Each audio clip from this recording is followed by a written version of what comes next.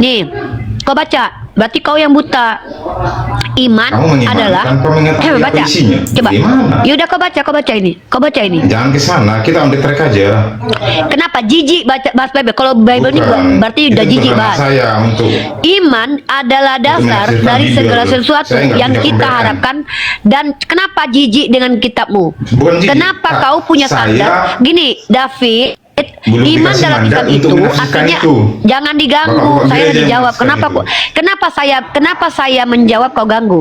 Kenapa ketika saya menjawab kau ganggu? Terguncang. Perhatikan dalam kitab kau, jangan mengganggu. Kalau cikan Al-Quran ini benar. Nah, kau kurang ajar tadi, bro. Kekurangan ajaranmu adalah menyimpulkan sesuatu untuk memframing kami sehingga kau harap kami menerima framinganmu. Sebagai orang Islam, aku tidak mau. Tunggu, aku bukan budak. Aku mau meluruskan dulu. Mengetahui isinya, betul siapa bilang? Saya mengimani itu Injil. Untuk Isa diberitakan dari Al-Quran. Tolonglah dulu. Jadi orang itu sudah dirubah-rubah toh? Itu kan menurut Anda, Pak. Nah, makanya kita buktikan. Ini bukan menurut saya. Iya, ketika saya mengatakan Anda sudah dirubah, Anda setuju nggak? Tidak setuju. Oke, kalau gitu kita buktikan. Betul? Pak, halo? Anda itu tidak punya. Kita buktikan berarti.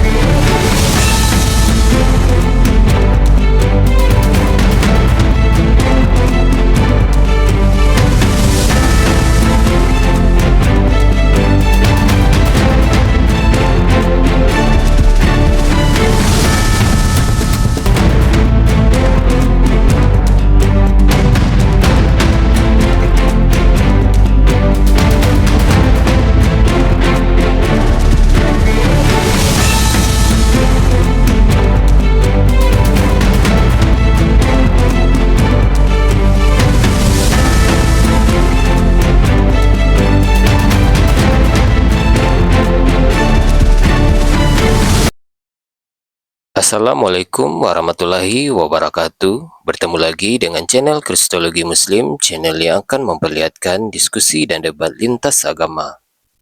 Pada kesempatan hari ini, semoga kita semua dalam keadaan sehat walafiat, selalu diberikan kesehatan, dan segala macam urusan dilapangkan, dipermudahkan, dan dilancarkan seperti apa yang diharapkan, dan juga diberikan segala kecukupan ekonomi, rezeki yang berlimpah yang tidak pernah habisnya dari Allah Subhanahu wa Ta'ala. Di video kali ini masih seperti biasa, saya akan memperlihatkan diskusi dan debat lintas agama di mana nantinya apologet Islam dan oknum Kristen akan saling bertanya dan menjelaskan agama masing-masing.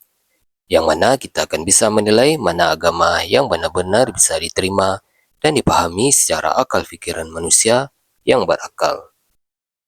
Di video ini juga kita akan melihat diskusi dan debat Unirifa dan apologet Islam lain dengan beberapa oknum Kristen yang mana kita bisa mendapatkan ilmu dan pengetahuan tentang ajaran Islam dan ajaran Kristen.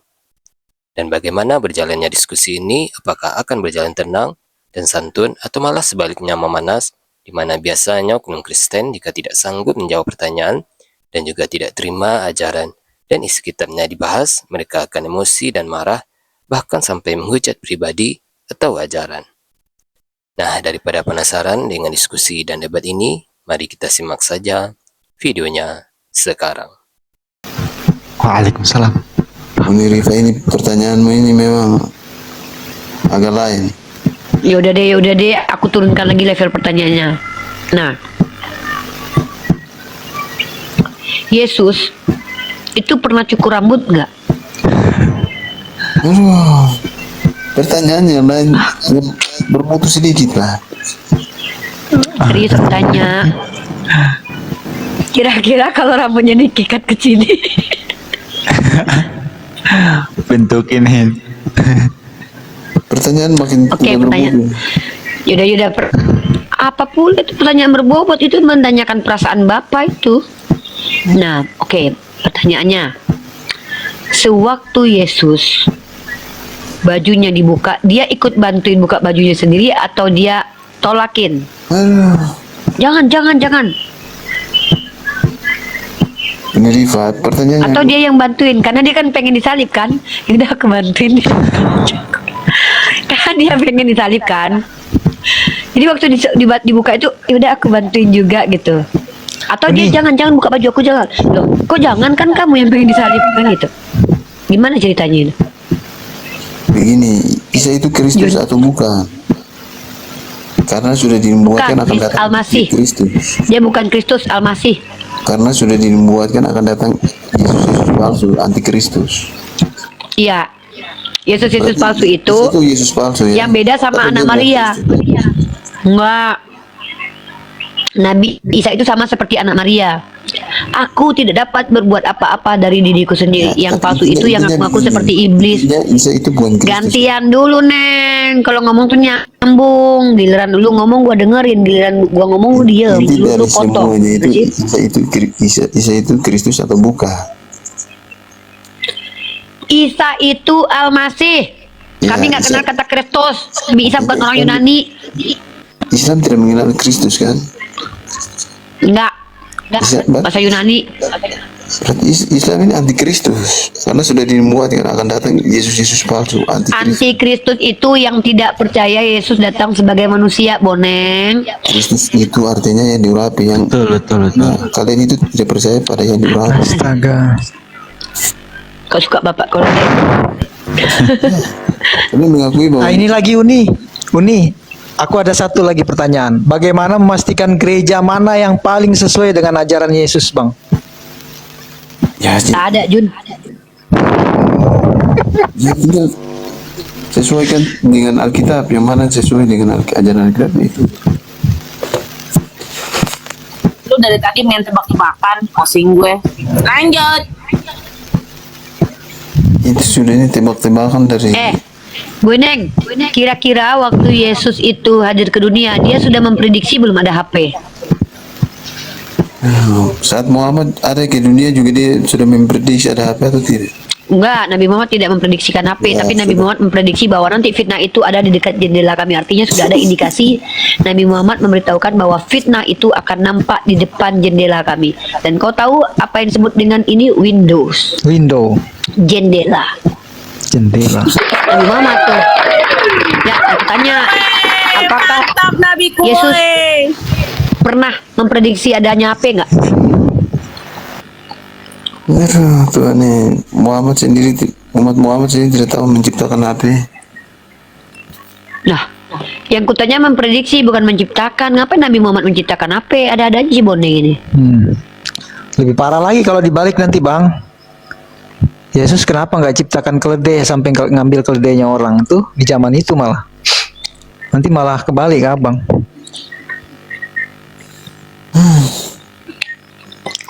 Muhammad naik ke surga di belah dadanya dulu ya.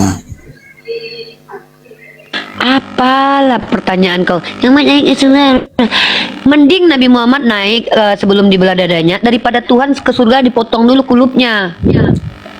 Dajjal. Berarti ya Muhammad di belah dadanya sebelum berangkat. Iya, kalau Nabi Muhammad dibelah dadanya untuk dibersihkan tuh masih make sense karena dia disucikan daripada Tuhan ditombak dulu untuk dijadikan berdosa terus nebusin orang yang berdosa. Ini yang nggak masuk akal. Iya, kenapa lu ketawa gue? Laki-lakinya Aneh lu. tidak. Iya.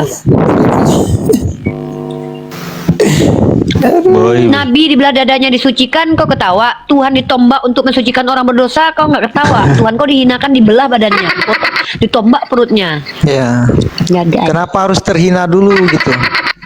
Bukan, tubuh Yesus itu bukan Tuhan. Tubuh Yesus itu bait suci. Oh, tubuh Yesus ya bukan udah, berarti kau Tuhan. ditebus sama, berarti kau cuma ditebus bait suci, bukan Tuhan yang menebus kau, karena yang matikan tubuhnya. Tidak ada yang menebus itu roh. Nah, mulai kan. Entah apa-apa deh. Yesus Udahlah, mengatakan, kau ngomong aja sama kacang lah. Ngomong sama kacang. Aku mau makan kacang dulu. inilah darahku yang dicurahkan. Udah dah. Ya, ngomong sama Ya udah. Melania aja. Oke. Mel, Abu ngomong Neng. Mel. Jawab. Itu adalah kiasan tentang curahan roh kudus untuk pengampunan dosa. Abu Ineng. Oke. Yesus sama Bunda Maria itu Tuhan mana, Bang? Maria. Oh Maria. Berarti Yesus bukan Tuhan ya? Maksudnya duluan mana atau Tuhan mana? Maksudnya gimana? Pertanyaan. Iya. Duluan Antara mana? Yesus Tua dan lebih- Maria lebih itu tua Tuhan mana? siapa? Yesus atau Tua. Bunda Lebih tua. Maria? Bunda Maria itu bukan Tuhan. Lebih Tua. tuan mana? Lebih tuaan mana? Tua. Lebih Tuhan Maria. Oh, berarti Yesus baru ada. Tuhan Yesusnya baru ada berarti. Ya, tadi kan sudah bilang tubuh kedagingan Yesus itu sebagai bait suci. Makanya Yesus katakan begini, rombak bait suci ini dalam waktu 3 hari aku bangkitkan. Bunuh kedagingan ini akan aku bangkit, dalam 3 hari akan bangkit. Yesus sendiri mengatakan bahwa tubuh kedagingannya itu adalah. Oke, coba kasih Bang MJ. Kasih di googling kedagingan itu apa arti? Oh, Arti kedagingan, betul. Bang. Kasih paham, Bang. Betul. Kasih paham apa arti Ini kedagingan? dari Kedagingan atau tubuh Evangelis loh ini Bang. Ya. Ini Kedagingan. tulisan dari Evangelis Bang, bukan dari kami Bang. Saya bacakan Bang ya. Arti kedagingan. Kedagingan atau tubuh jasmani Yesus. Iya, bentar. Iya, sabar. Sedangkan yang di dalamnya itu ada roh, makanya Yesus katakan. Iya, sabar. Bentar Bang ya. Apa Sabar, arti Bang. kedagingan? Nah, silakan, Bang. Kedagingan. Kita ambil literasinya dari Evangelis nih Ada pada Bang. tubuh. Ngeri loh, ternyata. Nah, ini dia Billy Graham Evangelist Association. Ini diakui nggak kalau tulisan seperti ini Uni? Mereka itu saling tidak mengakui deh, walaupun yang ngomong itu pendeta. Coba edisi sama pendeta aja dibantarkan dia. Tapi kalau dalam dunia literasi dalam dunia Terima. terima ya tulisan. Oke, ntar. Nah, yang nulis ini Billy Graham Bang. Billy Graham ini kelihatan Bang ya. Billy Graham, ya kan? Di sini membahas tentang kedagingan. Kedagingan Bang. Apa artinya kedagingan? Itu kan? Jelas ya? Nah, saya nggak bisa baca kalau gini. Mana ya tadi tuh? Wait, keluar dia. Wait. Bentar Bang ya. Internetnya tempatku ini juga Uni lelet dia. Harusnya kusimpan tadi. Oh ini dah. Agak lambat dia.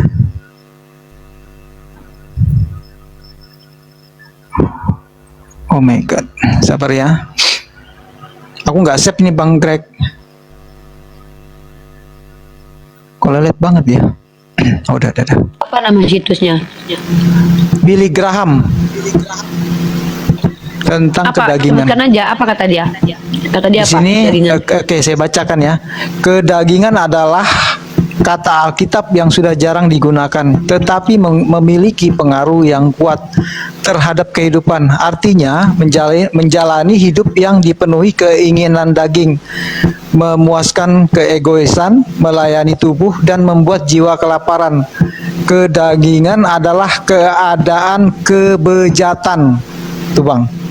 Jadi kedagingan itu adalah keadaan kebejatan. Bahkan kamus mendefinisikan sebagai lawan dari kebenaran.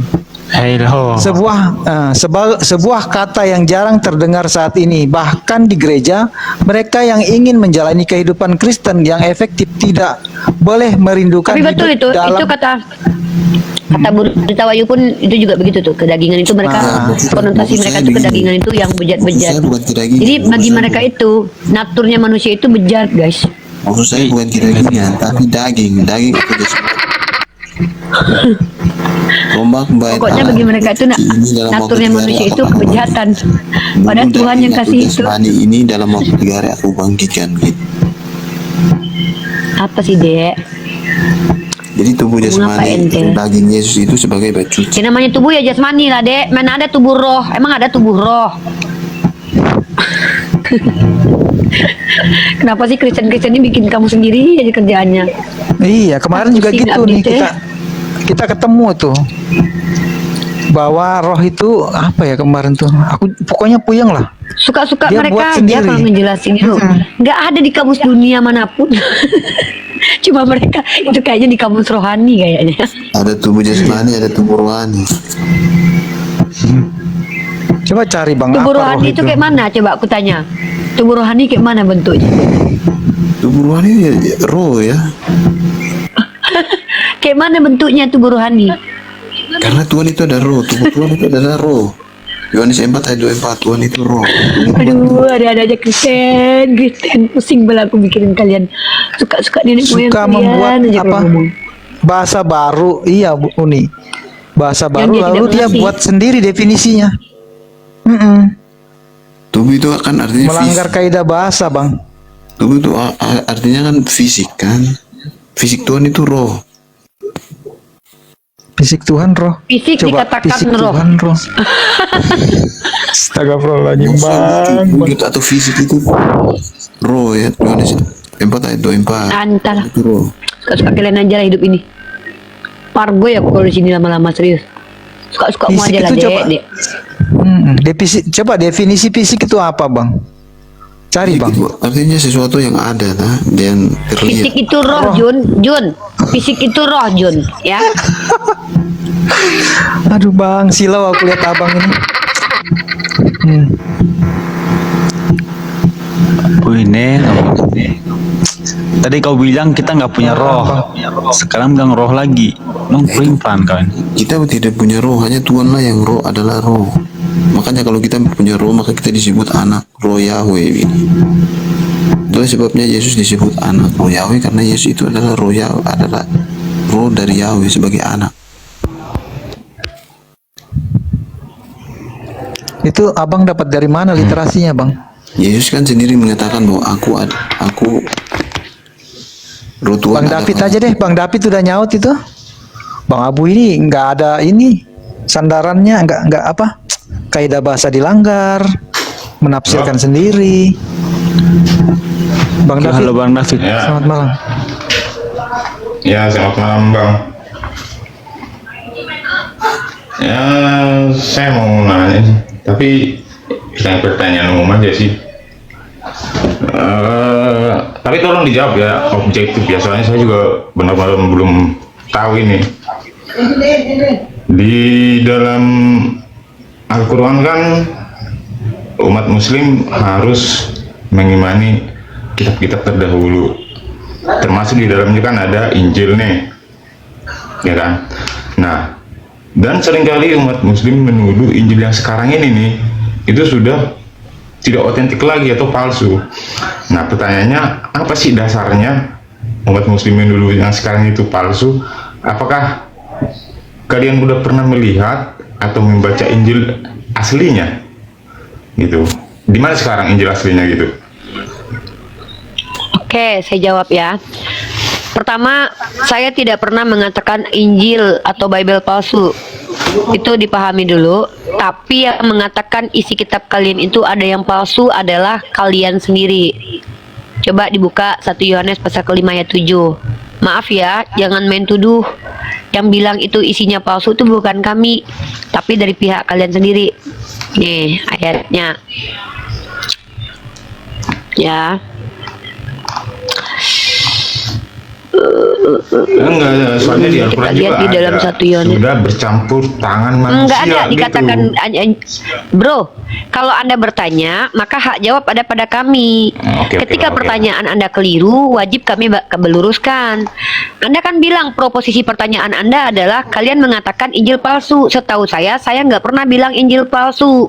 Yang mengatakan dalam kitabmu yang kau klaim sebagai Injil tuh abangku adalah kalian sendiri yang bilang palsu, sekolah kalian sendiri. Contoh ayat ini nih, contoh nih ya, 1 Yohanes pasal ke-5 ayat 7 ini menurut tafsiran Yerusalem ya, di sini dikatakan bagian ayat ini tidak terdapat dalam naskah-naskah Yunani yang paling tua dan tidak pula dalam terjemahan-terjemahan kuno, bahkan tidak dalam naskah-naskah paling baik dari Vulgata. Bagian ini kiranya aslinya sebuah catatan di pinggir halaman salah satu naskah terjemahan Latin yang kemudian disisipkan ke dalam naskah-naskah oleh penyalin dan akhirnya bahkan disisipkan ke dalam beberapa naskah Yunani. Karenanya bagian ini pasti tidak asli. Kata lain dari tidak asli apa, Bang? Palsu. Nah, jadi bukan kami yang bilang palsu ya, Bang ya. Kalian sendiri yang bilang. Nah, terus Bang juga harus saya luruskan, Bang. kami tidak mengatakan bahwa kitab Anda itu Injil ya. Kitab Anda itu adalah kumpulan buku atau Bible yang bercampur antara yang diklaim firman Tuhan dan perkataan Yesus dan perkataan Paulus dan perkataan-perkataan orang yang anonim. Itu esensinya. Maka ketika Anda membawa Al-Quran kami, yaitu dalil tentang bagaimana bunyinya? Kami diperintahkan untuk mengatakan bahwa kami percaya kepada Taurat, Zabur, Injil. Itu bukan kepada kitab kalian, tapi kami diperintahkan kepada kitab yang dibawa Nabi Musa dulu kepada umatnya, bahwa itu dari Allah, bahwa itu wahyu untuk mereka, Bani Israel, dan Injil yang dibawa Nabi Isa dulu untuk beliau dan umatnya pada zaman beliau. Nah, kami beriman bahwa itu dari Allah untuk Bani Israel, bukan beriman itu dari Allah untuk kami, karena kalau untuk kami itu Al-Quran. Maka keimanan kami sebatas itu, karena Allah katakan bahwa kitab itu untuk Bani Israel dan umatnya Nabi Musa dan Nabi Isa. Gitu cara berkeyakinan kami. Itu kan keyakinan Anda untuk Isa dan umat Israel, tapi kan beda dengan kami. Itu kami imani juga. Nah, pertanyaan tadi belum dijawab. Apa dasarnya? Anda kan bertanya ke saya, Pak. Anda kan bertanya ke saya, maka saya menjawab. Jadi saya tidak bertanya balikan, Pak. Jadi tugas Anda kan bertanya saja. Kalau Anda tanya apa alasannya, kami katakan, saya sudah jawab. Yang mengatakan palsu itu bukan saya, tapi kitab Anda. Itu dasar. Yang kedua, Rasulullah SAW dan Allah sudah mengatakan kitab-kitab yang dipegang ahli kitab, yaitu orang Yahudi dan Nasrani, itu sudah bercampur dan berubah-ubah. Nabi Muhammad yang bilang. Nah, ketika kami mendapatkan informasi dari Nabi Muhammad bahwa kitab-kitab kalian telah bercampur, kami tidak terima begitu saja kok, kami cari tahu kok. Maka memang terbukti, ternyata kitab kalian telah dirubah-rubah dan bercampur. Faktanya, antara Yahudi Samaritan dengan Yahudi Rabbinik aja tuh beda Tauratnya. Antara Septuaginta dengan teks Masoret aja tuh beda Tauratnya. Antara Matius, Markus, Lukas aja tuh beda kisah-kisah tentang Yesus dalamnya. Inilah bukti bahwa perkataan itu ditukar pada tempatnya. Kalian yang lakukan itu, jadi bukan kami. Itu dasarnya. Ini kan kita bicara Injil. Nah, pertanyaannya di mana sekarang yang asli? Tidak ada Injil lagi, Pak. Kan kami sudah bilang kitab Anda itu bukan Injil. Injil itu, Pak, Bapak, Injil itu kan kata-kata yang satu-satunya muncul di Al-Quran doang, Pak. Di kitab Anda tidak ada Injil, yang ada tuh Evangelion. Oke. Kalau begitu, kalau memang udah nggak ada yang Al-Quran mengatakan untuk mengimani Injil itu karena di dalamnya ada petunjuk dan cahaya. Nah, ini yang poinnya nih. Apa maksud atau petunjuk cahayanya untuk petunjuk cahaya itu? Petunjuk cahayanya untuk Bani Israel zaman Isa. Iya, di dalam Maka Allah ceritakan petunjuk cahayanya untuk umatnya Isa. Petunjuk cahaya kami Al-Quran. Kok nanya sama saya petunjuk cahaya untuk orang Yahudi? Emang saya Yahudi? Kan umatnya Nabi Isa orang Yahudi, bukan saya, Bani Israel. Masa nggak ngerti dari tadi dijelasin di atas, terus tiba-tiba nggak ngerti lagi, kabur lagi, kita ke samping, ke atas, ke bawah menjelaskan? Kan tadi sudah saya jelaskan, kitab itu untuk Bani Israel. Kami beriman, iya beriman itu dari Allah untuk Bani Israel. Contohnya gini, saya percaya uang yang di tangan adik saya itu dari mama saya. Kok ditanya ke saya uangnya? Kan uang itu untuk adik saya. Tapi kau percaya itu dari mama kau? Iyalah. Mana duitnya? Sama adekku lah. Tapi kau kan percaya itu dari mama kau? Iya, tapi kan untuk adekku. Ya mana duitnya? Aku tamper kau, kan bengak kau. Udah aku bilang uang itu aku percaya dari mamaku untuk adekku, kau tanya pula sama aku. Oh, ku jitak kepala kau nanti. Agak bengaknya aku tengok ya. Kan gitu nanti diskusi kita, Bang. Debat kusir nanti kita. Capek. Anda disuruh mengimaninya kan? Iyalah, saya mengimani itu dari Allah untuk Bani Israel. Kalau begitu, Anda kan nggak pernah baca, berarti Anda hanya mengimani saja. Iya kan? Ya, itu logikanya. Saya percaya kitab itu untuk pernah baca. Saya percaya kitab itu untuk Bani Israel. Maka untuk apa? Kenapa saya harus baca? Saya mengimani kitab itu untuk Bani Israel. Saya mengimani uang itu untuk adikku. Kenapa aku harus pegang uang itu? Kan aku mengimani kitab itu untuk Bani Israel. Kenapa aku harus baca? Katanya Anda akademis. Bagaimana Anda mengimani sesuatu yang Anda tidak ketahui, Pak? Lah, Halo, kalau Rifa, saya bagaimana mengimani Anda iblis mengimani itu ada, sesuatu yang Anda apakah tidak saya ketahui? Anda ini seorang akademis, konon katanya. Ayo, Ibrani jawab. pasal 11 ayat 1 saja Jawab, mengimani jangan kayak artinya yang lain. adalah nih loh kok kabur, kenapa saya nggak boleh menjawab ini? Kalau saya menjawab kenapa dipotong? Kenapa? Takut ketahuan kalau di Ibrani mengimani itu lihat Bagaimana kok Anda mengimani harapan sesuatu yang Anda kenapa tidak saya ketahui? dipotong? Kenapa Oke, saya oke, dipotong? Saya silakan. menjawab. Silakan. Nih, mengimani dalam Islam itu artinya mengikrarkan di lisan, mengatakan bahwa kami beriman kepada kitab itu, lalu kami percaya kitab itu untuk Bani Israel. Kami beriman kitab itu untuk Israel. Nah, kalau kau bertanya sama saya, katanya beriman. Kenapa kau beriman kepada sesuatu yang nggak kau lihat? Memangnya kau nggak beriman kepada Roh Kudus? Kau lihat Roh Kudus rupanya. Jangan kemana-mana dulu. Ada fokus apa dulu. dengan Kristen? Kita on the track Loh, dulu. kenapa ketika parameter yang kau bawa kepada kami kubalikkan sama kau, David, kau langsung termencret-mencret? Ini namanya standar janda, David. Kau baca Ibrani pasal Kamu 11 lari nomor dari 1. jalur soalnya. Begini Bang Rifa. Bukan, aku lagi komparasi dua arah karena di kami beriman itu bukan seperti ini nih. Kami Justru yang beriman beriman untuk kudus segala karena sesuatu. ada Diam dulu, kuasa. boneng, diam dulu, boneng. Itu Boneng jangan ganggu. beriman tanpa akal. Nih. Buta, Rifa. Nih, kau baca. Berarti kau yang buta. Iman Kamu mengimani adalah tanpa mengetahui coba apa baca. isinya. Coba. Gimana? Yaudah kau baca ini. Kau baca ini. Jangan ke sana, kita on the track aja. Kenapa jijik bahas Bible? Kalau Bible ini Bukan. berarti Itu udah jijik bukan bahas. saya untuk Iman adalah dasar menafsirkan dari Bible. segala sesuatu Saya nggak yang bisa kita membedakan. harapkan. Dan kenapa jijik dengan kitabmu? Bukan jijik, Kenapa Pak. kau punya Saya standar? Gini, David, belum iman dikasih dalam mandat Islam untuk itu menafsirkan artinya itu. jangan diganggu. Bapak Saya aja yang dijawab. menafsirkan Kenapa saya menjawab kau ganggu? Kenapa ketika saya menjawab kau ganggu? Tapi Terguncang. jangan bawa ayat-ayat sana. Kita kan Perhatikan umum ini. dalam kitab kau, jangan mengganggu. Kalau kau bertanya, tempatkan dirimu tahu diri. Kau cuma bertanya. Ketika kau bertanya, aku menjawab. Kau bantah pakai ilmu. Jangan membantah pakai congor. Kau tengok aku kalau bicara Ya, ya. pakai data. Dalam kitab kau, iman adalah dasar dari segala sesuatu yang kita harapkan dan bukti dari segala sesuatu yang tidak kita lihat. Ini yang iman buta namanya. Kalau kau bilang aku harus beriman kepada Injil lalu aku harus lihat Injil, kau beriman kepada Roh Kudus dan Bapa, kau pernah lihat Roh Kudus dan Bapa nggak? Nggak mau kau jawab. Kenapa? Kau tahu kau blunder di situ karena kau Begini, membawakan Rifa. parameter yang nggak bisa kau penuhi. Oke, begini. Diam Bang dulu Rifa. boneng. Jadi kau setuju Boneng diam dengan ajaran dulu. Kristen? Di Kristen Bahwa ayat pertama itu kau setuju di dengan- Islam dengan saya ajaran lagi Kristen? ngomong dulu. Kalau kau tahu diri hanya bertanya tolong gini loh Kristen. Aku tuh nggak mau debat kusir sama kalian yang nggak ada ilmu. Tugas kau di sini bertanya dan tugasku menjawab. Kau tidak berhak membantahku kalau kau orang yang tidak berilmu. Tapi kalau kau berilmu, kau mengerti, kau boleh bantah aku. Itu syaratnya di sini. Kenapa? Kalau aku dibantah sama orang dungu, berarti aku sia-sia menjawab terus. Bodoh aku. Aku yang bodoh menjawab kau. Karena kau membantah bukan dengan ilmu, tapi membantah dengan kedunguanmu. Di sini jelas, bro. Di sini jelas, bro.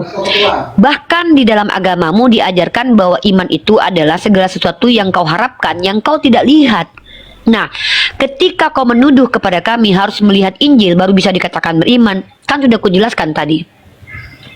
Iman atau kepercayaan kami kepada Injil itu, kami percaya Injil itu dari Allah untuk Nabi Isa dan untuk umatnya, bukan untuk saya. Maka tidak ada kewajiban kami baca Injil karena kami bukan umatnya Nabi Isa. Nah, kami beriman bahwa di Injil itu ada petunjuk dan cahaya untuk Bani Israel, bukan untuk kami. Bukan untuk kami, bukan untuk kami, tapi untuk Bani Israel. Maka kenapa menjadi wajib aku baca Injil?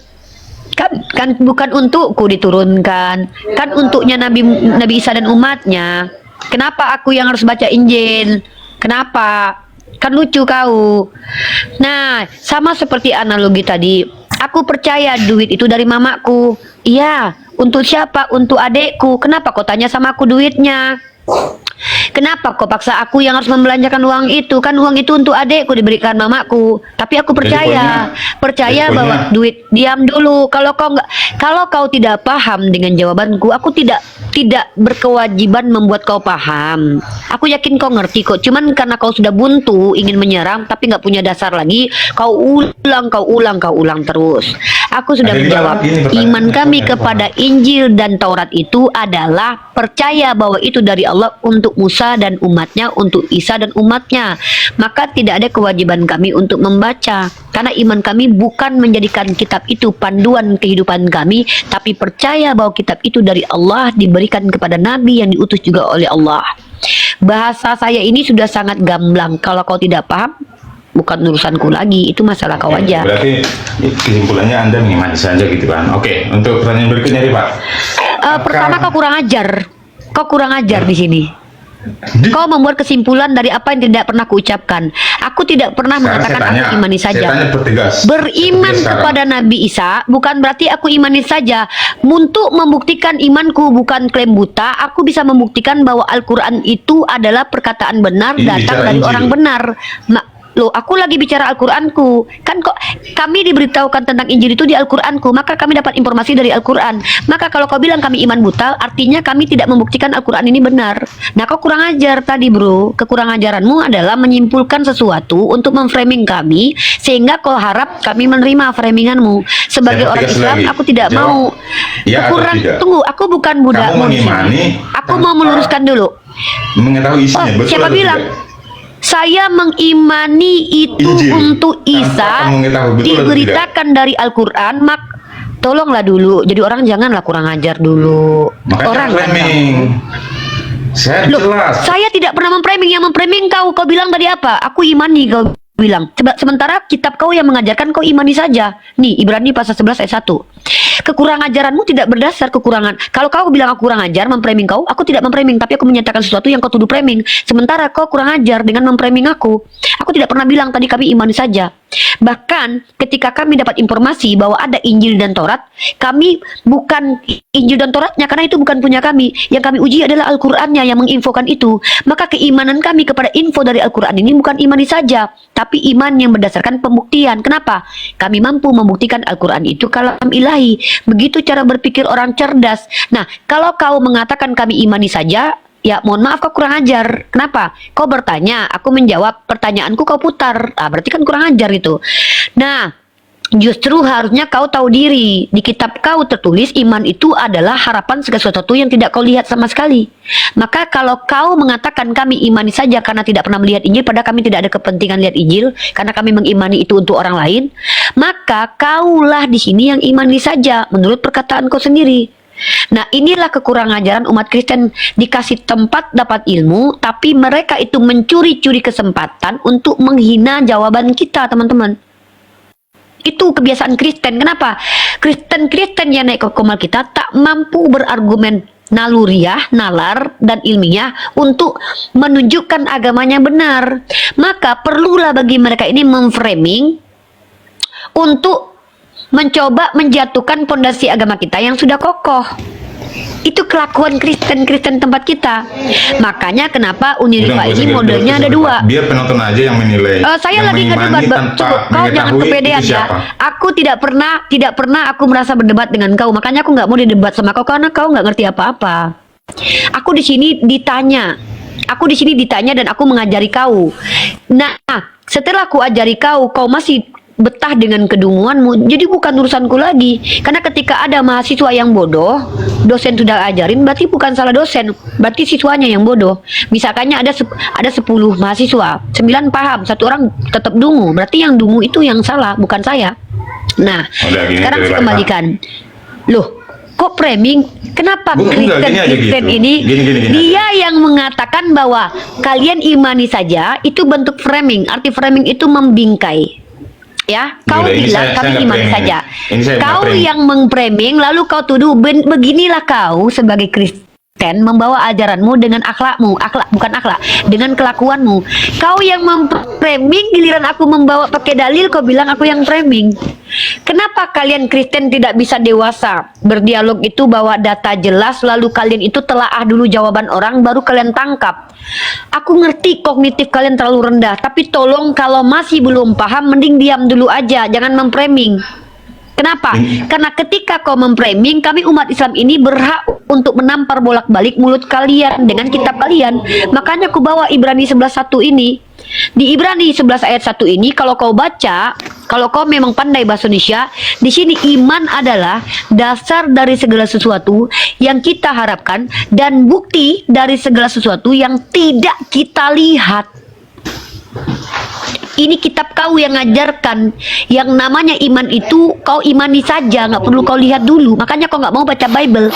Yang penting Yesus Tuhan, walaupun kutanya ayatnya mana kau nggak peduli, karena kau imani saja, nggak perlu kau lihat ayatnya.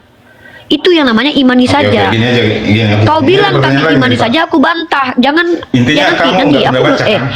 Sebagai guru, aku bukan orang yang diatur murid yang kuatur di sini. Aku guru di sini. Aku orang yang menjawab, belum bertanya. Tadi kau sudah ada kau di sini adalah murid. Waalaikumsalam, Ton. Ya. Jadi Kristen di sini itu ya. Sabar Ton. Di sini Kristen haknya kan bertanya, tapi hak itu kami yang berikan karena kami lebih berkuasa daripada Tuhan kalian di sini. Contoh, kalau kau nggak kuizinkan ngomong, kau nggak berhak ngomong. Kenapa? Karena kami manusia-manusia yang punya aturan. Nah, kalau kau buka mic-mu, berarti kau sama kayak anjing, tidak diatur, tidak mau diatur, gitu ya. Oke, ya kalau kau buka mic-mu, kau berarti setara anjing, nggak punya aturan. Baik, lanjut. Jadi teman-teman, kawan-kawan kita Kristen, memang kognitif mereka itu agak rendah. Ketika kita bicara iman, maksud mereka itu mungkin iman itu adalah menjadikan kitab itu sebagai panduan berkeyakinan. Padahal kata iman itu artinya juga percaya. Nah, apa yang kita percaya? Kita percaya bahwa Allah mengatakan kitab Taurat diturunkan kepada Musa untuk umat Nabi Musa. Oh, kita percaya di situ. Bodohlah kita kalau kita percaya kepada Taurat Musa lalu kita cari-cari, padahal bukan untuk kita. Nah, inilah cara berpikirnya kawan-kawan kita Kristen. Sebenarnya saya yakin mereka paham, tetapi kenapa mereka menolak paham? Karena mereka tidak punya argumen ilmiah untuk menyerang agama Islam yang pondasinya sangat kuat. Maka perlu mereka untuk mematikan akal, menghilangkan harga diri, untuk coba berputar-putar-putar, padahal dia ngerti dengan apa yang kita jelaskan. Cuman yang namanya kaum kafir, mereka menolak untuk paham. Maka bagaimana perilaku kita seterusnya? Pertama, saya sebagai seorang akademisi, sudah saya katakan, seandainya saya berdebat, saya tahu orang itu dungu, maka saya bodoh. Makanya saya tidak mau didebat sama orang dungu, saya mau ditanya saja. Nah, jadi kalau dia bilang jadi berarti dia tidak punya berhak bilang gitu teman-teman, karena dia nggak ngerti apa-apa. Kalau dia seorang akademisi, maka dia buka maka boleh diskusi dua arah sama saya. Halo Ton, silakan Ton, lanjut Ton. Siap, ya dengerin dari tadi kayak capek kali lah, nggak ngerti-ngerti ini kan. Biasalah Ton, kebanyakan makan babi. Buset. Ya, iya Pak. Nggak, kok lu beda kali jadi Kristen naik di komal gini udah dijawab, bukannya ngerti tapi makin longsor. Memberikan jawaban. Karena tidak memberikan jawaban Pak. Kalau baik, jawaban apa yang kamu mau coba? Ayo coba aku yang ini namain kamu deh. Jawaban apa yang kamu mau? Oke. Kita dunia minum dulu ya Dek. Siap nih. Ayo, ku ikutin sekarang coba. Nih, ku ikutin pola berpikirmu. Saya tawarkan samamu jawaban apa yang kamu pingin. Ya, kalau misalnya umat Muslim menyatakan Injil yang sekarang sudah tidak otentik lagi, apakah kalian pernah membaca Injil itu, melihat, dan di mana sekarang? Baik, sekarang kita buktikan tentang klaim kami yang mengatakan bahwasanya Injil itu sudah tidak otentik lagi. Maka cara menelaahnya adalah, boleh nggak kalau kita buktikan bahwasanya Injil Anda sudah dirubah-rubah? Ayo. Kok jawab saja Pak, saya hanya ingin tahu kebenarannya saja. Soalnya saya tidak tahu. Boleh nggak kalau kita membuktikannya dengan cara melihat bahwasanya Bible Anda sendiri yang Anda klaim sebagai Injil sudah dirubah-rubah? Boleh nggak? Anda yang mengklaim. Loh iya, saya mengklaim sekarang, bahkan saya mengatakannya sekarang. Injil yang Anda klaim sebagai Injil, saya bisa membuktikannya sudah dirubah-rubah, bahkan banyak sekali perubahannya. Gimana? Oke, menurut Anda silahkan aja. Tapi jawabannya, Loh, iya. jawab pertanyaan saya tadi, melihat dan membaca, dan di mana sekarang Injil yang asli? Loh enggak, kita nggak sedang membahas Injil yang asli, tetapi membahas Injil yang Anda klaim sebagai Injil, yaitu Bible, itu sudah dirubah-rubah. Gimana? Anda mau bantah atau mau membenarkan statement saya ketika saya mengatakan Bible Anda sudah dirubah-rubah? Ini bukan jawaban kepada Anda. Kenapa Anda mengajukan pertanyaan? Loh, iya, makanya saya menawarkan kepada Anda gitu. Anda mau membantah atau mau membenarkan bahwasanya Bible Anda ini sudah dirubah-rubah? Saya menawarkan kepada Anda nih. Bapak jawab dulu satu pertanyaan, baru kita ke pertanyaan berikutnya, Pak. Di dalam pertanyaan Anda akan punya klaim bahwasanya yang Anda pegang, yang Anda klaim katanya Alkitab itu adalah Injil menurut kalian, betul nggak? Kalau begini kita nggak nemu jawabannya, udah kita skip aja untuk. Nah, kenapa kok jadi takut? Tiba-tiba giliran mau dibuktiin kok takut? Dia itu Ton, Kok takut mau dia itu dibuktiin? dia tuh pengen nyerang Islam tapi nggak ngerti buat ngejawab agamanya sendiri. Lucu kan gitu loh. Bermaksudnya Bang, tapi menanyakan sesuatu yang tidak saya ketahui, benar-benar pengen tahu jawabannya. Baik, gini loh Bang. Jawab aja kok Bang, mau denger kok. Premis pertanyaan Anda dimulai dengan kata-kata bahwasanya umat Islam mengatakan Injil sudah dirubah-rubah, betul nggak? Betul. Betul, oke. Kalau gitu sekarang saya mengatakan bahwasanya Bible Anda sudah dirubah-rubah. Kenton, Pak Kenton. Saja, tapi tertulis di Al-Quran sudah tercampur tangan manusia. Itu Lah, iya, makanya kalau gitu misalnya kita mau buktikan boleh nggak? di mana tertulis di Bible bahwa Bible tersebut sudah tidak otentik lagi? Di mana? Nah, makanya kita buktikan dengan cara lihat apakah betul Bible ini masih otentik atau sudah pernah dirubah-rubah. Ya udah, tunjukin ayatnya bahwa Bible itu sudah tidak otentik lagi. Baik, oke. Saya akan ambil satu dalil. Bentar ya. Saya akan buka satu dalil buat Anda. Tunjukkan ayat yang menyatakan Bible menyatakan dirinya sudah tidak otentik. Oke. Saya buka satu dalil buat Anda supaya Anda belajar. Di dalam 1 Yohanes 5 nomor 7, di sini ditulis, sebab ada 3 yang memberi kesaksian, lalu ada di dalam kurung, di dalam surga, Bapa, Firman, dan Roh Kudus, dan ketiganya adalah satu. Pertanyaanku untuk Anda, kalau Anda orang yang belajar, dalam kurung ini dapat dari mana? Dari kodeks mana kita bisa menemukan teks di dalam surga, Bapa, Firman, dan Roh Kudus, dan ketiganya adalah satu? Ini kita dapat dari mana? Tunggu. Itu Anda kenapa menunjukkan ayat? Loh, ini pembuktian bahwasanya Bible Anda sudah dirubah, men. Bukan. Gimana sih? Anda. Itu Nah, ini kan pembuktian. Enggak, itu klaim Anda. Tapi kalau yang ada di Quran Klaimnya kita memang tes, kita benar-benar uji. tertulis. Klaim saya kita uji di sini, kita tes. Betul nggak ini diambil dari kodeks? Kalau dari kodeks mana? Jangan bawa ayat ke situ, di situ. Loh, kenapa kok jadi takut waktu mau dibuktikan kalau Injil Anda sudah dirubah? Itu kan hanya klaim Anda. Loh, ini saya sedang membuktikan kok. Klaim itu Ini- kalau saya mengatakan tidak bisa membuktikannya. Kalau saya mengatakan saya bisa membuktikannya, berarti itu sebuah fakta, bukan klaim, bro. Coba kosakata Anda aja diperbaikin dulu deh, gitu loh. Kalau Anda mengatakan saya klaim, artinya saya bisa menunjukkan, saya bisa ngomong, nggak bisa menunjukkan, nggak bisa membuktikan. Itu namanya klaim. Ketika aja, Pak. saya mengatakan dan bisa menunjukkan, maka itu bukan lagi klaim, tapi itu fakta. Bagaimana kalau saya carikan aja ayatnya bahwa Injil sudah bercampur tangan manusia? Nah, ini kan sedang Seperti itu. dibuktiin, bro. Gimana sih? Saya tanya sama Anda, ini kan ada di dalam kurung, di dalam surga, Bapa, Firman, dan Roh Kudus, dan ketiganya adalah satu. Pertanyaanku, dalam kurung ini dapat dari mana? Udahlah, kalau begini caranya kita akan nggak dapat kesimpulan. Kita skip aja, Pak.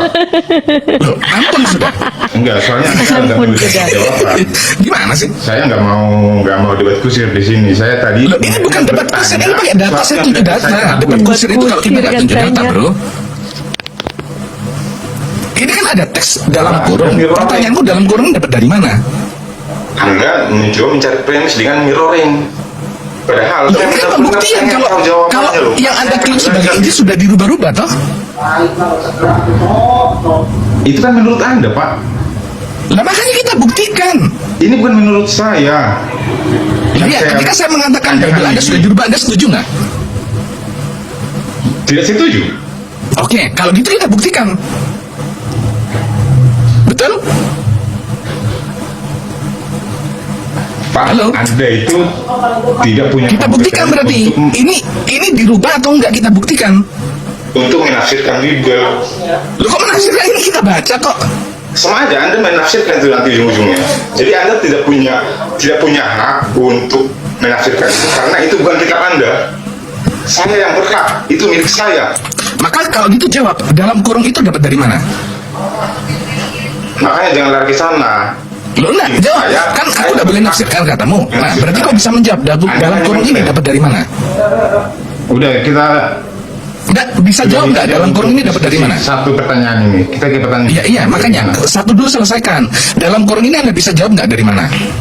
Saya tidak akan mengurusi ayat-ayat ini karena saya sendiri juga tidak punya otoriter untuk menafsirkannya, Pak. Saya ini hanya Bukan masalah menafsirkannya, saya tanya sumbernya dari mana dalam kurung ini loh. sumbernya dari Bible sendiri, dari kitab Yohanes. Ya, ini dari mana sumbernya? Enggak, kalau Anda mengatakan dari Yohanes emangnya nulis dalam bahasa Indonesia begini? Hah? Terjemahan. Nah, kalau Anda tahu ini adalah terjemahan, pertanyaanku terjemahan ini dapat dari mana? Kalau perjanjian baru ya dari Yunani. Oke. Asal usulnya tahu nggak dari mana? Aduh, terlalu jauh, Pak. Saya nggak nyampe ke sana, Pak. Kita skip deh. Beneran. Ya udah ampun kalau gitu bilang saya nggak mampu menjawab, Bang. Maka akan saya sudahi. Ya, bukan saya nggak mampu, tapi saya nggak punya Loh, kalau Anda mampu buktikan dong, jawab dong. Saya tidak punya otoriter, Pak, untuk mendeskripsikan seperti apa yang tertulis dalam Bible, seperti apa penafsirannya. Bukan penafsirannya, saya tanya sumbernya ini loh, sumber. Kalau pertanyaanku satu deh sama Anda sekarang, Anda mampu menjawab atau enggak? Bukan, oke lah, biar selesai. Saya tidak mampu untuk menjawab itu. Ah, itu dong, gentle bro. Oke. Ketika kamu mengakui kamu nggak mampu menjawab, apa saya akan memaksa? Enggak. Oke. Saya tahu kapasitas Anda, saya nggak akan memaksa. Ya kan dari tadi udah saya bilang, Pak. Saya nggak. Lah dari tadi kok nggak ngaku? Kok bilang bukan saya tidak mampu, artinya kok mampu dong? Oke lah, ya pertanyaan yang lain aja deh, Pak. Ya. Oke, makanya kembali lagi mengenai pertanyaanmu tentang Injil, apa yang kau mau? Silakan. Enak tuh sama aku daripada sama Uni loh, sama Uni kau, wah habis kau. Bener. Nah, sama aku tawarkan, maumu apa tentang Injil ini?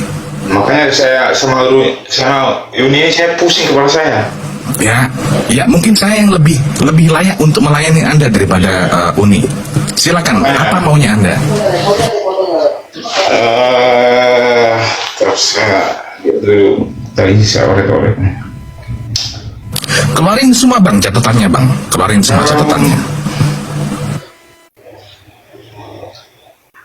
Kalau memang Al-Quran itu adalah penyempurna kitab-kitab terdahulu termasuk Injil sebelumnya kan, sebutkan satu ayat ajaran Isa di dalam Injil tentang ajaran kasih tentang sesama di dalam Al-Quran. Gini, oke. Pertanyaan Anda bertanya, sebutkan dalam Al-Quran tentang ajaran Isa, tentang ajaran kasih. Oke. Nah, memang Baik. Al-Quran itu menyempurnakan kitab sebelumnya. Oke, pelan-pelan ya. Baik, yang pertama, Perlu Anda ketahui, di dalam Islam dijelaskan bahwasanya Nabi Isa alaihissalam adalah seorang utusan manusia, bukan Tuhan, dan dia diutus untuk satu kaum. Disebut kaum itu namanya Bani Israel. Sampai sini paham nggak? Kalau udah paham baru saya lanjutkan. Nabi Isa alaihissalam adalah seorang manusia, seorang utusan yang kemudian diutus oleh Allah kepada satu kaum, dan kaum tersebut disebut Bani Israel. Pertanyaannya, sudah paham nggak dengan jawaban saya?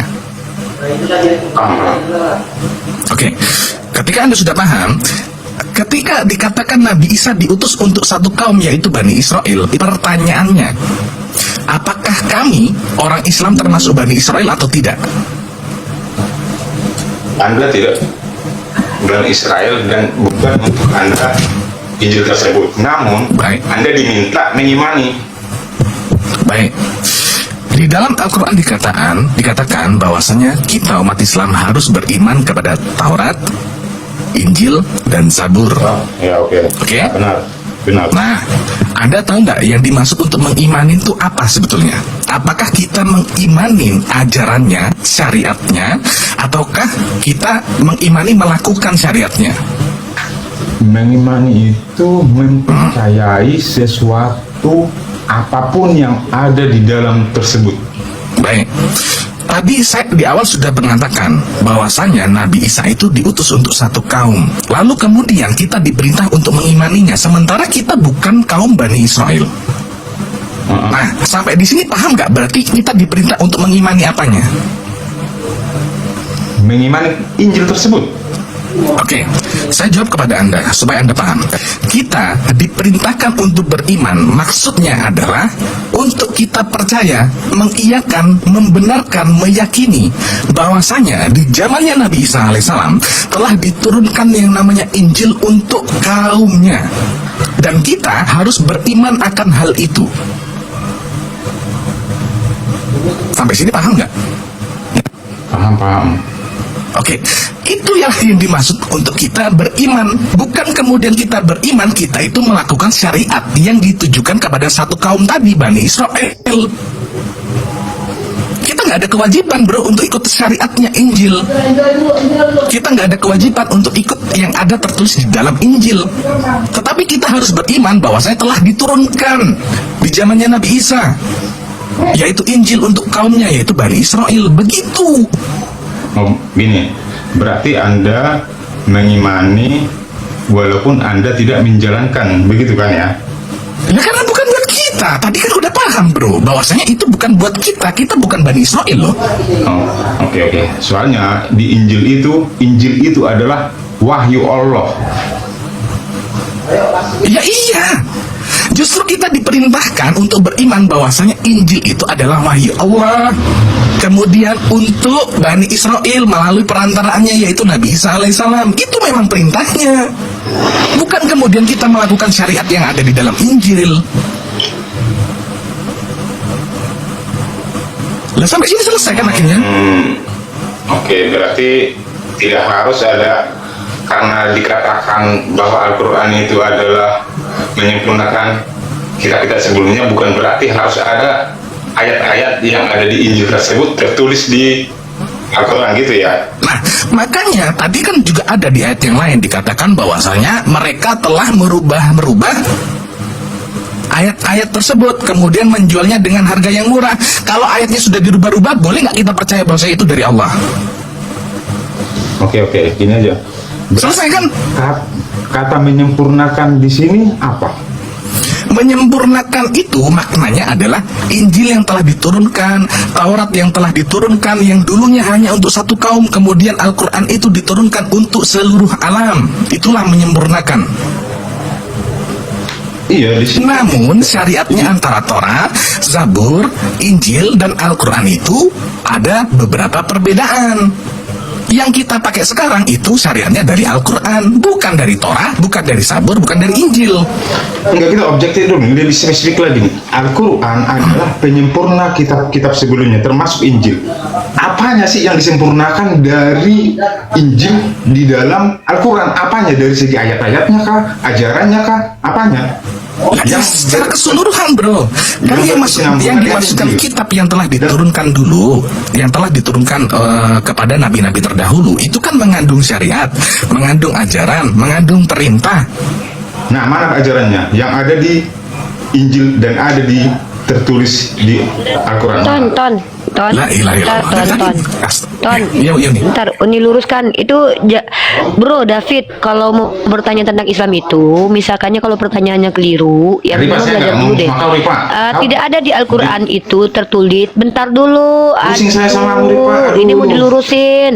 Sabar dulu. Kau David. salah, makanya ku Cuma luruskan. satu Kau ucapannya salah. Nabi Muhammad yang Masa saya tahu. kau salah? Wanita itu akalnya Bukan tinggal kau separuh. salah. Udah, cukup separuh. Lagi-lagi kau salah. Kalau kau bilang Cuma akal satu separuh, bini kau, ucapannya mama Nabi kau pun Muhammad akan yang separuh. saya pegang sampai saat ini. Wanita itu akalnya tinggal separuh. Udah. Ya nggak apa-apa. Ya, termasuk Mama mamamu kau dan pun istrimu mama ya. itu sama bini Udah, itu bini kau bukan pun binti akalnya Muhammad itu separuh. soalnya. Ya berarti bukan perempuan mereka. Bukan perempuan berarti mamamu. Nah inilah kau hipokrit. Hipokrit kau. Dan perempuannya aku aja. Bang, kita lanjut aja, Bang. Jadi gini Kita loh, masuk ke episode dulu. kau keliru. Termis aja. Aku cuma meluruskan satu ini. Diam dulu. Kau kenapa kejang-kejang kalau Yaudah, aku? yaudah, teruskan, Bang. Nampak kali. Ya, kau bilang Al-Quran penyempurna. Coba kau tunjukkan ayatnya Al-Quran penyempurna. Coba, di mana ayatnya itu? Gak ada ayatnya kayak gitu. Jangan kau pelintir Al-Quran orang lah. Jadi orang itu tolonglah. Kalau kau tidak bisa menghargai kitab kau, nggak apa-apa. Tapi jangan kitab kami nggak kau hargai. Aku belum pernah baca Al-Quran itu penyempurna mana. Coba mana ayatnya?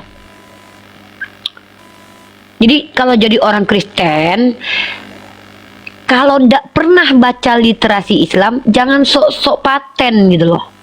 Minimal belajar sedikit. Kalau kau dapat pertanyaan titipan dari kawan-kawan Kristen kau pelajari dulu, betul nggak yang disampaikan kawan Kristen kau tuh ada di Al-Quran kami? Ada nggak tertulis Al-Quran itu penyempurna? Nggak pernah. Kau bedakan arti kata sempurna dengan arti kata penyempurna. Al-Quran itu tidak menyempurnakan kitab sebelumnya. Dengar dulu. Kalau benar lah. Kau yang bilang tidak ada kata tadi penyempurnaan Al-Quran itu tidak penyempurna ada. kitab Saya berdosa, sebelumnya. Ripa. Tidak ada. Tapi kalau bilang kau tidak Mana, tahu, mana aku ayat? kan tidak tahu. Biar saya Mana sebar tahu aja. ayatnya? Nanti saya tunjukin Mana ada. ayatnya? Kau penipu. Yang ada di situ Nah, bukan itu. penyempurna, Udah, tapi nggak apa-apa. membenarkan. Kan dia bilang bisa Penipu menunjukkan. ini Coba orang. tunjukkan. Coba tunjukkan. Ini Kita tunggu aja. Device saya satu lagi nih. Mau Karena device kita mu itu satu banyak separuh nggak ada urusan sama kita bro. Yang penting Nggak buktikan. bisanya dengan kami tuh. Kalian tuh Kristen itu penipu. Aku kalau ada penipuan nggak bisa aku biarkan. Salah. Udahlah Ini kitabnya dia. ditipu-tipuinya, bukan kita. Dia salah ini. Iya, Ini aku kalau ada dapat kita- dalilnya. Salah dia. Bukan Lanjutin. penyempurna, nggak ada. Makanya aku bilang, Iya. aku udah bikin jurnalnya itu. Udah aku kirim sama dosenku itu. Aku bikin jurnal tentang itu loh. Al-Quran itu kitab sempurna. Penyempurna itu bukan Al-Quran menyempurnakan kitab Kristen, kitab Injil. Iya. Kalau Injil disempurnakan Al-Quran berarti Injil nggak sempurna. Nggak ada. Injil itu sempurna untuk masanya. Taurat itu sempurna untuk masanya. Iya. Al-Quran membenarkan. Makanya kau Kristen, kau nggak pernah baca kitab orang yang betul. Nanti kalau kayak gitu diksinya Injil di zamannya Nabi Isa itu salah. Itu Tuhan kami ceroboh banget itu kalau begitu, Bang. Abang terlalu sempit cara ininya memahaminya. Gini aja, gini Kan itu aja. bilang bahaya. Kalau saya ikuti. Kalau misalnya membenarkan, nah, apalah yang dibenarkan? Ayat mana yang dibenarkan? Yang diangkat dari Injil? Walah. Ini Semuanya benar. dipilah-pilah kayak kitab kau. Semua Injil itu dibenarkan, bahwa itu benar. Pak, di dalam Injil ada ajaran yang baik di sana soalnya. Makanya Ya memang saya bilang ajaran yang baik, mana? bukan ajaran bunuh Tuhan. Ajaran Tahu, dalam Injilnya makanya Nabi malah Isa kau sama bukan kau, ajaran Pak. membunuh Aduh, Tuhan. Bang, sama kau aja, Dari Bang. mana aku tahu? Ini nggak bakalan ketemu jawaban Kan kalau Nabi- begini, kenapa? beneran dah. Kenapa Dua kali gua sama si kau Ripa malu ini kali? kayak gini terus Loh, nih. kau takut karena agama kau Kata Muhammad, begitu bongkar otakmu tinggal aibnya. separuh, Ripa. Akalmu tinggal Ya separuh, otak kata mamaku Muhammad. juga. Itu Otak bukan mamaku pengikut juga. Muhammad, mamaku Mamaku itu, perempuan. pengikut Yesus itu. Mamaku perempuan. Mamaku perempuan. Ripa. Mama kau perempuan, makanya mama kau tak separuh anaknya kayak gini. Wajar mama kau tak separuh mama anaknya kayak gini. Nih, beli gorengan dulu sana. Daripada kau otaknya lengkap tapi Tuhan kau berpantat. Enggak, aku pengen- Aku mending pengen jawaban kau bilang aku yang nggak punya benar, otak, Mbak. asal Tolong, Tuhanku kasih tak dulu. berpantat. Daripada kau otaknya Udah, lengkap diam tapi dulu, Tuhannya Pak. berpantat.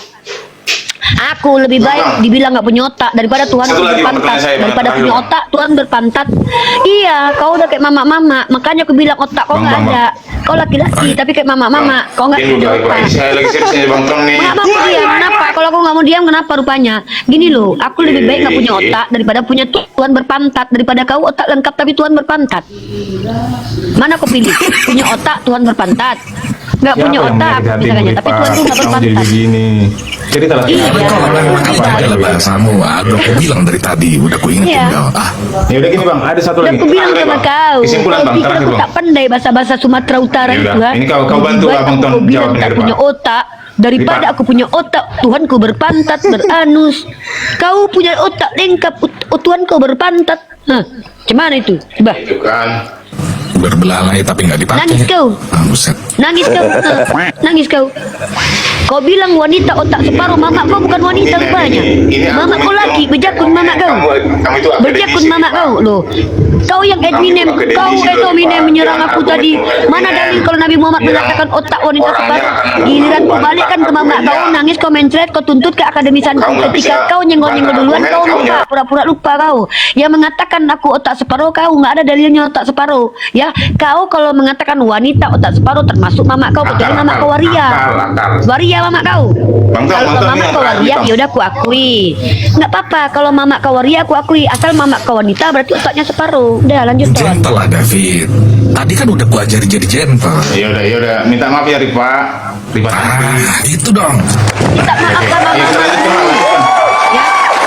Saranku Ya, ya, kita minta lanjutkan. maaf sama mamamu karena kau bilang tadi wanita otak separuh. Bini kau, mamamu kau minta maaf sama mereka karena mereka Siapa sih yang wanita. menyakiti hatimu Rifa? Sampai begini, curhat lagi Aku nggak sakit hati, justru aku suruh kau minta maaf sama mama kau kan kau bilang. Kau minta maaf sama mamamu dulu. Kau bilang mamamu tak separuh tadi. Kecuali mamamu waria. Bang, ini ada yang terakhir lagi nih Bang. Baik, yang pertama dan yang Nah, terakhir. tadi kan Yang awal dan yang akhir. ya, karena tadi kan memang ada kata-kata sudah bercampur tangan manusia, tidak otentik lagi. Kalau memanglah demikian adanya, kalau memang benar Injil itu sudah demikian, mengapa Allah tidak bisa menjaga wahyunya dengan caranya sendiri agar tetap terjaga? Wah, itu Itu pertanyaan terakhir. yang bagus bro, mantap. Pertanyaan yang bagus. Oke, gini. Jadi nih bro, di dalam Al-Quran Allah itu berfirman bahwasanya Allah yang telah menurunkan Al-Quran, lalu Allah sendiri yang berjanji untuk menjaganya. Dan itu hanya berlaku untuk Al-Quran bro. Itu jawabannya. Itu hanya Allah firmankan di dalam Al-Quran. Makanya Al-Quran itu dari zaman pertama diturunkan sampai sekarang nggak pernah berubah. Injil tersebut, yang saya maksud Injil tersebut kan wahyu Allah. Kenapa Allah tidak menjaga Injil yang sudah tidak otentik lagi sampai itu terjadi? Dengan caranya sendiri dia bisa menjaganya bagaimanapun caranya. Mengapa nggak dijaga sama Allah wahyunya sendiri? Injil tersebut. Bro tahu nggak dari zamannya Taurat itu diturunkan kepada Nabi Musa? Ya, nggak usah jauh-jauh deh. Bani Israel ini bahkan Anda bisa temukan di dalam Bible adalah bangsa yang tegar tengkuk. Tahu nggak itu? Mereka itu merasa mereka ini adalah pilihan Tuhan, bangsa pilihan Tuhan. Tapi mereka juga bangsa yang tegar tengkuk. Saya kasih satu contoh, tahu nggak dalil dalam Bible? Ketika Musa kemudian dipanggil untuk naik ke Gunung Sinai untuk menerima Taurat, tahu nggak apa yang dilakukan kaumnya? Cuma ditinggal bentar nih sama yang nyelamatin mereka, udah nyebrangin udah lautan dibelah, udah nyebrang ya kan? Ditinggal bentar ke gunung, yang dilakuin umatnya apa?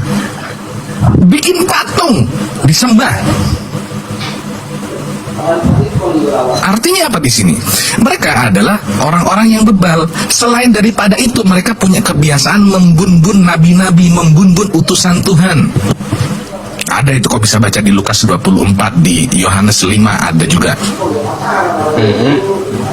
Nah, kemudian mereka juga punya kebiasaan yang namanya merubah-rubah firman Tuhan. Ini yang terjadi. Di zamannya Torah terjadi, di zamannya Injil terjadi lagi. Berarti jawaban Anda apa, Bang? Mengapa Allah tidak bisa menjaga Injil sementara di sana ada wahyunya? Mengapa Allah tidak bisa menjaga Injil tersebut agar tidak otentik lagi? Nah, ini pertanyaan Anda ini sebenarnya agak lucu. Kenapa? Ketika kemudian di Al-Quran sudah dituliskan bahwasanya Allah berfirman, Allah yang telah menurunkan Al-Quran dan Allah yang berjanji menjaganya, maka harusnya Anda beriman sama Al-Quran. Yang jadi masalah adalah Anda menyiksa diri sendiri, yang dimana ternyata Torah itu sudah dirubah-rubah, Injil sudah dirubah-rubah, dan Anda mencari-cari, menyalahkan Tuhan. Kenapa Tuhan kok tidak jaga? Nah iya, kenapa, Bang? Menurut Anda nih, santai-santai. Nah iya, jawabannya gampang. Ya Anda tinggal beriman sama Al-Quran, harusnya begitu dong. Kalau saya Yang paling ngeri itu Ton. Yang paling ngeri itu ini loh Ton. Ada Tuhan Bapak bilang, ya, ini anakku, kepadanya aku berkenan. Tapi malah nggak bisa ngejaga anaknya. Ya apa aku ngomong sama si Ton kok? Apa sih David? Kau pikir ini komal kau? Bang Ton itu nanti jadi nggak konsentrasi. Ini nggak tahu diri kau. Apa ngomong sama anakku? Apa pula kau? Kami mau, kau siapa? Kau di sini kan dikasih tempat bertanya sama Ton. Aku lagi ngomong sama Ton. Iya. Aku lagi ngomong sama Ton. Ton, ketika Allah tidak berkehendak menjaga Injilnya, kenapa Allah harus dituntut menjaga Injilnya? Yang lucu itu ketika ada Tuhan bilang begini, inilah dia kepadanya anakku, aku berkenan kepadanya. Tapi anaknya ditombak, bapaknya diam aja. Ah, ini baru kita tanya nih Ton. Waktu anaknya ditombak, bapaknya ketawa atau nangis? Coba jawab Ton. Menurutmu gimana Ton? Jawab Ton. Melani, inilah anakku yang Melani. aku kasihi, kepadanya lah aku berkenan. Nah itu Lukas 3:22. Iya, aneh kan, ketika Allah tidak berjanji menjaga Injil, dia paksa Injil harus dijaga. Dikira dia Tuhan kita, disuruh-suruh sama dia aja kali ya. Tapi ketika ada Tuhan Bapak bilang, inilah kepada anaknya, inilah anakku, padanya aku berkenan. Katanya dikasihi anaknya, ditombak ansip aja bapaknya dia melengos. Ini baru tanya nih, katanya mengasihi. Jawabannya itu gampang. Ya, Dek. Jawabannya itu gampang. Kan manusia itu kan dikasih akal, bro. Manusia itu dikasih akal. Untuk kemudian kalau Anda sudah tahu bahwasanya kitab ini dirubah-rubah, bahkan saya bisa membantu untuk membuktikannya nih. Tadi saya udah buka satu contoh, mau saya buktikan bahwasanya kitab Anda sudah dirubah-rubah. Ini biar gampang, Pak. Yang jadi masalah, udah tahu ini dirubah-rubah, masih Anda percaya bahwasanya itu benar, dan Anda malah menyalahkan Tuhan. Di luar daripada itu, jangan sampai nanti saya membuat suatu kesimpulan, dan tolong bantah kesimpulan saya yang nantinya kalau misalnya tidak terjawab ya. Berarti betullah Allah tidak mampu menjaga wahyunya sendiri sehingga terjadi campur tangan manusia di dalam Injil. Itu kalimat tidak mampu itu bisa saya bantah. Kenapa? Anda bisa mengatakan tidak mampu ketika Tuhan pernah berjanji bahwasanya dia akan menjaga yang namanya Taurat. Dia berjanji akan menjaga yang namanya Injil. Maka itu bisa saya benarkan. Masalahnya ada nggak di dalam Bible, di dalam Torah Anda temukan Tuhan berjanji akan menjaga Tauratnya, akan menjaga Injilnya, ada nggak? Kalau di Al-Quran ada, bro. Makanya Al-Quran itu dari pertama diturunkan di zamannya Nabi Muhammad sampai sekarang nggak pernah berubah. Turunnya diturunkan dalam bahasa Arab, sampai sekarang masih bahasa Arab. Nggak ada. Ketika Yesus lahirnya di Yerusalem, ngomong pakai bahasa Ibrani, bahasa Aramaik, tiba-tiba Bible-nya bahasa Yunani. Kayak mana ceritanya itu?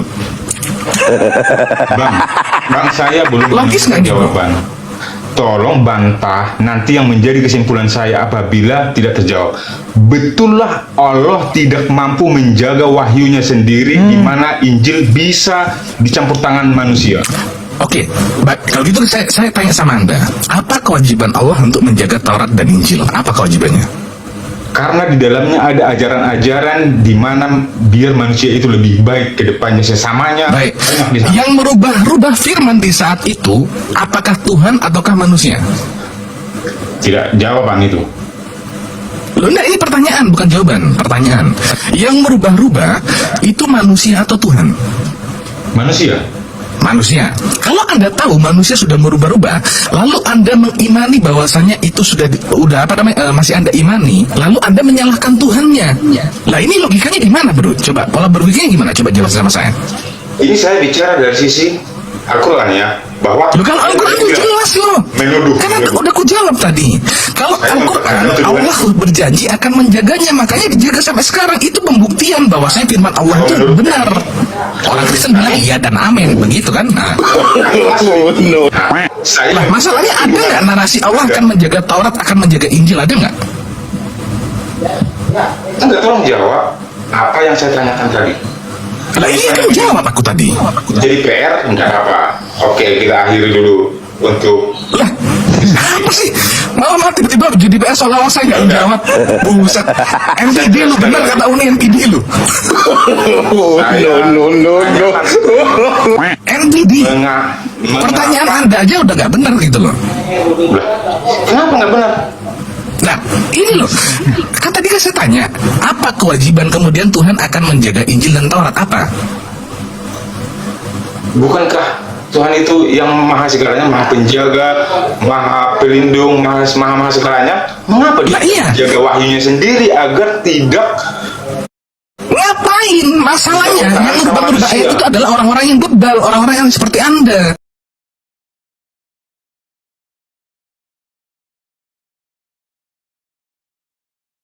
terjawab? Mungkin saya akan bertanya ke yang lain. La ilaha illallah. Ya udah tanya aja sampai ada kiamat kurang 2 hari, tetaplah jadi Kristen ya, seperti ini ya. Oke, kita akhiri dulu untuk kita jawab ini ya, Bang. Ya, oh ya udah. Siap. Biarlah Tuhan Allah tidak akan Allah tidak menjaga itu karena bukan untuk kita. Ngapain Tuhan jaga, Bang? Allah Bang, turunkan untuk dengan Bani caranya Israel. sendiri. Iya.